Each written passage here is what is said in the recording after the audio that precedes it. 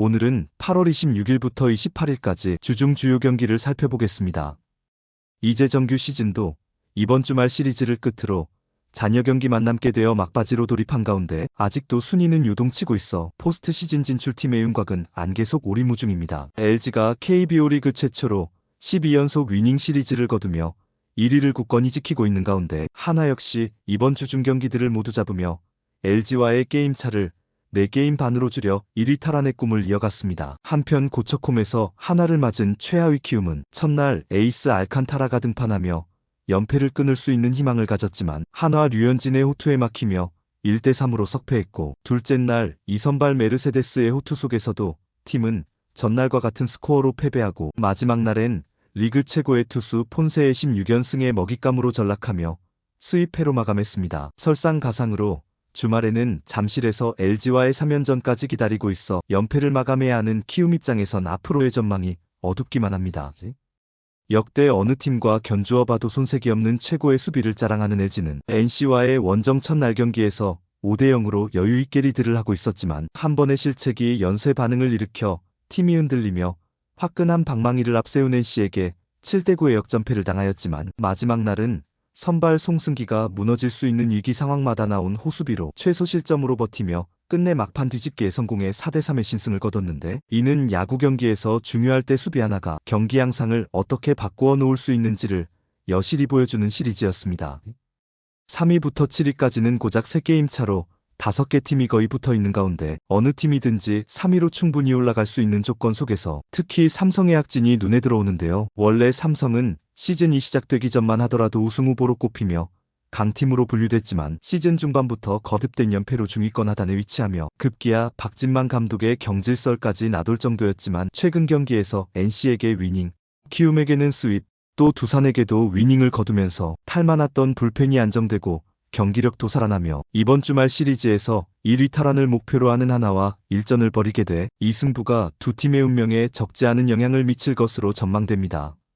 한편 롯데는 KT와의 사직 홈경기에서 안경 에이스 박세웅이 고전하며 2대7로 패배한 둘째 날을 제외한 나머지 두 경기에서 나균안과 감보아의 호투로 모두 선발승을 따내며 오랜만에 위닝 시리즈를 거두고 다시 3위로 복귀했습니다. 기아는 SSG와의 원정 경기에서 위닝 시리즈를 거두며 다시 중위권 경쟁에 뛰어들었고 7연승으로 순위 상승을 기대하던 9위 두산은 오히려 이번에는 연패를 거듭하며 삼성과의 시리즈 마지막 날 경기만을 잡고 간신히 5연패를 마감했습니다.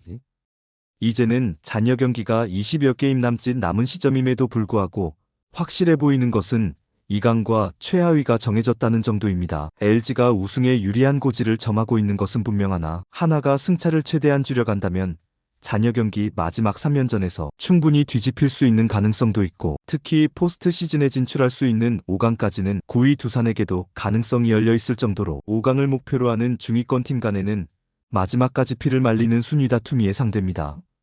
이번 시간은 ABS 시스템에 대해 알아보겠습니다. KBO는 8월 19일부터 체크 스윙에 대한 비디오 판독을 실시하기 시작했는데요. 이렇듯 KBO 리그에서도 경기 중에 내려지는 판정의 정확성에 대한 요구들을 충족시키기 위해 현대기계 장비를 적극적으로 도입해가는 추세입니다. 그 중에서도 ABS 시스템 즉 자동투구 판정 시스템은 야구 선진국인 미국과 일본에서도 채택되지 않은 우리나라에만 도입된 판정 기술입니다. ABS의 작동 원리는 야구장에 설치된 트래킹 시스템이 투수가 던진 공의 궤적을 쫓고 컴퓨터 프로그램이 스트라이크 볼을 판별한 결과를 구심에게 송출하면 그 정보를 받은 구심은 결과를 외치는 것입니다. 이 ABS 판정으로 인해 야구장의 풍경도 많이 바뀌었는데요. 우선 스트라이크 볼 판정에 따른 타자와 주심과의 감정 싸움이 잦아들게 되었고, 포수의 플레이밍 즉 밑으로 떨어지거나 옆으로 빠지는 등의 공을 스트라이크 존 안으로 끌어당겨 스트라이크처럼 보이게 하는 기술이 무의미해져 플레이밍에 가장 능하다는 롯데 포수 유강남은 큰 손해를 본 반면, 플레이밍 능력이 떨어진다고 알려진 삼성 포수 강민호는 오히려 안티 플레이밍으로 타자들에게 혼선을 주는 효과를 거두고 있습니다. 또 전에는 포구 위치 때문에 스트라이크 콜을 거의 받기 어려웠던 낙차큰 변화구도 ABS 존에 걸리기만 하면 스트라이크 판정을 받을 수 있어 커브볼 같은 낙차큰 변화구를 잘 던지는 투수들이 전에 없는 능력을 발휘하기도 합니다. 이 ABS 시스템의 도입 배경을 살펴보면 가장 중요한 부분은 아무래도 육안으로만 판단하는 기존 판정의 오심에 대한 해결입니다. 보통 양팀 투수들이 300개 내외의 투구를 하게 되는데 주심도 사람인 이상 경기 중 벌어지는 다른 상황도 신경 써가며 100% 일관적인 판단을 내리는 것은 불가능합니다.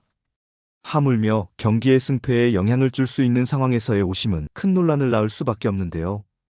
KBO 심판의 판정적 중률이 90%에 달한다고 하지만 이런 결정적 상황에서의 오심 아니면 10% 비적중 상황에서 발생하는 피해 예방을 위해서라도 ABS 시스템이 필요하다고 본 것입니다. 하지만 문제점도 있어 우선 기계가 정확하게 타자 개개인의 체격과 타격 자세에 맞춰 스트라이크 존의 높이를 설정할 수 있느냐는 점, 또 구장마다 스트라이크 존의 차이가 있다는 얘기. 물론 이것은 구장 환경 차이에 따른 착시 현상으로 보는 견해도 있지만 이런 여러 문제의 보완도 함께 이뤄져야 됩니다.